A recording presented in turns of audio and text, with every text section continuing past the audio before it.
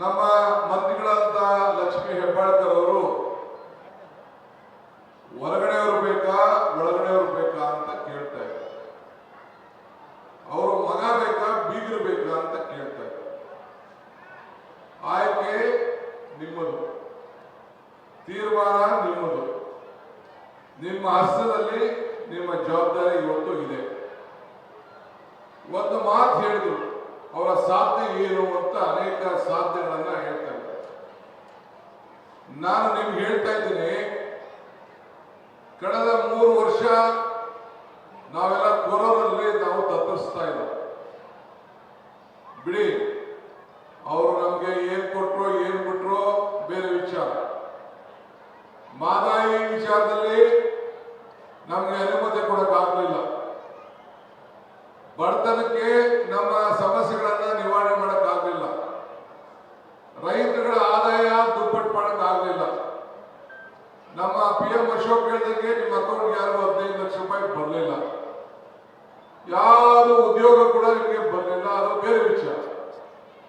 ಆದ್ರೆ ಒಂದು ಮಾತ್ರ ನೀವು ನೆನಪಿಟ್ಕೊಳ್ಳೇಬೇಕು, ಜಗದೀಶ್ ಶೆಟ್ಟರ್ ಅವರ ಸಾಧನೆ ಒಂದು ಕಾಂಗ್ರೆಸ್ ಪಕ್ಷಕ್ಕೆ ಬಂದು 3 ತಿಂಗಳಲ್ಲೇ ಟಿಕೆಟ್ ತಗೊಂಡು MLC ಆಗಿ ಸೋತು MLC ಆಗಿ ವಾಪಸ್ ಬಿಜೆಪಿ ಹೋಗಿದ್ದು ಒಂದು. ಎರಡನೇ ಸಾಧನೆ, ಹಿಂದೆ ಈ ಕ್ಷೇತ್ರದಲ್ಲಿ ಸುರೇಶ್ ಅಂಗಡಿ ಅಂತೇಳಿ ನಿಮ್ಮ MP ಇದ್ರು, ನೆನಪಿದ್ಯಾ? ಕೇಂದ್ರ ಸರ್ಕಾರದ ಮಂತ್ರಿ ಆಗಿದ್ರು, ಭಾರತ ಸರ್ಕಾರದ ಮಂತ್ರಿ. ಅವ್ರು ಸತ್ತಾಗ ಅದು ಭಗವಂತನ ಲೀಲೆ. ನಿಮ್ಮ ಕೈಲಿ ಯಾರ ಕೈಲೂ ನಮ್ಮ ಕೈಲಿ ಯಾರು ಇರಲಿಲ್ಲ. ಕೋವಿಡ್ ಸಂದರ್ಭದಲ್ಲಿ ಅವರು ತೀರ್ಕೊಂಡ್ರು.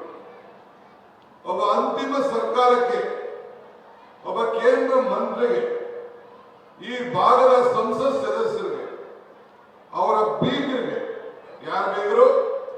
ಜಗದೀಶ್ ಶೆಟ್ಟರ ಬೀಗರಿಗೆ, ಆ ಬೀಗರ ಅಂತಿಮ ಸಂಸ್ಕಾರ ಮಾಡಲಿಕ್ಕೆ ತನ್ನ ಕುಟುಂಬದವರಿಗೆ, ತನ್ನ ಕಾರ್ಯಕರ್ತರಿಗೆ, ತನ್ನ ಕ್ಷೇತ್ರದ ಜನತೆಗೆ ಆ ಪಾರ್ಥಿವ ಶರೀರವನ್ನ ಕರ್ಕೊಂಡು ಬಂದು ತೆಗೆದುಕೊಂಡು ಬಂದು ಒಂದು ಸರ್ಕಾರದ ಚಿಕ್ಕ ವಿಮಾನದಲ್ಲಿ ತಂದು ನಿಮ್ಮ ದರ್ಶನ ಮಾಡಿಸುವಂತ ಭಾಗ್ಯ ಕೂಡ ನಮ್ಮ ಜಗದೀಶ್ ಶೆಟ್ಟರ್ ಅವರಿಗೆ ಕೊಡಕ್ ಆಗ್ಲಿಲ್ಲ ಅಂತ ಮೇಲೆ ನಿಮ್ಮ ಲೋಕಸಭಾ ಸದಸ್ಯರಾಗಲಿಕ್ಕೆ ಅರ್ಹತೆ ಇಲ್ಲ ಅಂತ ನಾನು ಇದನ್ನು ನೀವು ಕೇಳಬೇಕು. ಇವತ್ತು ಅನೇಕ ಕಾರ್ಯಕ್ರಮದ ವಿಚಾರ ಲಕ್ಷ್ಮಿ ಮಾತಾಡ್ತಾ ಇದೆ. ಕಾಂಗ್ರೆಸ್ ಅಧಿಕಾರಕ್ಕೆ ಬಂದ್ರೆ ಎಲ್ಲ ವರ್ಗದ ಜನರಿಗೆ ಅಧಿಕಾರಕ್ಕೆ ಬಂದಂಗೆ ಎಲ್ಲ ವರ್ಗಕ್ಕೂ ನಾವು ಸಹಾಯ ಮಾಡ್ತಾ ಇದ್ದೀವಿ ಅಂತ ಹೇಳಿ ಮಾತಾಡ್ತಾ ಇದ್ದಾರೆ. ನಮ್ಮ ಬೈಲಗದ ಶಾಸಕರು ಮಹಂತೇಶ್ ಅವರು ಕೂಡ ಏನು ವಿದ್ಯಾಕ್ಷೇತ್ರಕ್ಕೆ ಈ ಭಾಗದಲ್ಲಿ ಸಂಗೊಳ್ಳಿ ರಾಯಣ್ಣ ಶಾಲೆಗೆ ಸುಮಾರು 200 ಕೋಟಿ ರೂಪಾಯಿ ಹಣವನ್ನು ಕೊಟ್ಟು ಒಂದು ಸಾಕ್ಷಿ ಗುಡ್ಡೆಯನ್ನ ಸಿದ್ದರಾಮಯ್ಯನವರು ಇಲ್ಲಿ ಬಿಟ್ಟು ಹೋಗಿದ್ದರು ಕೂಡ ಇಲ್ಲಿ ಸ್ಮರಿಸ್ತಾ ಇದ್ರು. ಒಂದು ಗಮನದಲ್ಲಿ ತಾವೆಲ್ಲ ಇಟ್ಕೊಳ್ಬೇಕು. ಈಗ ಈ ದೇಶದ ಪ್ರಧಾನಮಂತ್ರಿಗಳು ಜಾತಿ ವ್ಯವಸ್ಥೆ ಬಗ್ಗೆ ಮಾತಾಡ್ತಾ ಇದ್ದಾರೆ, ಧರ್ಮದ ವ್ಯವಸ್ಥೆ ಬಗ್ಗೆ ಮಾತಾಡ್ತಾರೆ, ರಿಸರ್ವೇಶನ್ ಬಗ್ಗೆ ಈಗ ಹೊಸದಾಗಿ ಪ್ರಾರಂಭ ಮಾಡ್ತಾ ಇದ್ದಾರೆ.